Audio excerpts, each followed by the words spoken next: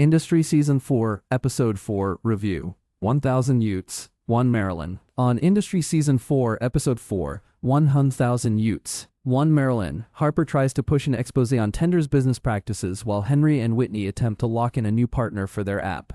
The unraveling of Jim Diker falls perfectly in line with the many tragedies that make up the fabric of industry. The metaphorical wheels already felt a bit shaky given the lengths he goes to for the story. Yet, the way he went out was abrupt and unexpected. We haven't spent all that much time with Jim, but this is a very different version of the character than we initially met. Charlie Heaton plays him with a manic paranoia that permeates every facet of the character.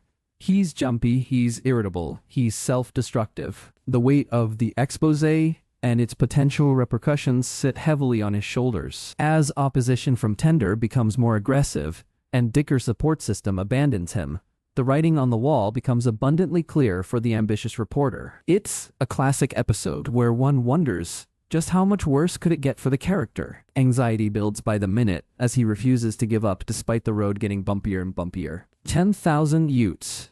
1 Marilyn plays like an investigative thriller as Dicker's safety feels increasingly at risk the deeper he goes. The audience knows how ruthless Whitney can be, so our paranoia only grows with Dicker's as we wait for some major retaliation. That fact that Dicker dies at hands of his own recklessness impeccably subverts the expectations laid before us all episode long. The fact that Rishi is present is a poetic cherry on top. The minute Rishi connects with Dicker, we know things aren't going to go well. That's just how things go when you're in Rishi's orbit. But the two feel like kindred spirits in a way. Their lives both spiral further and further out of control due to their own short-sighted, reckless decisions. They are both at the end of their respective ropes and cling to each other like a life raft. They don't know each other, but they do see each other in a specific and strange way. This makes the final moments all the more tragic. In a way, Rishi sees what his fate could be if he takes this path further. Rishi's son doesn't know him and is being taken abroad.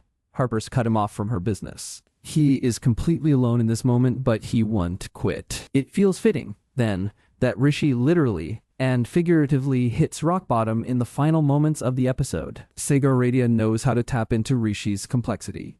Beneath the bravado, there's a scared boy trying to fight his way out of the corner he's backed himself into. What's even more impressive is that Radia almost gets you to root for Rishi time and time again, despite the fact that the character does not necessarily deserve it. It would have been nice to have a bit more build to this moment, especially since Dicker and Rishi have hovered on the fringes of the action for much of the season so far. Dicker's downfall particularly feels a smidge rushed.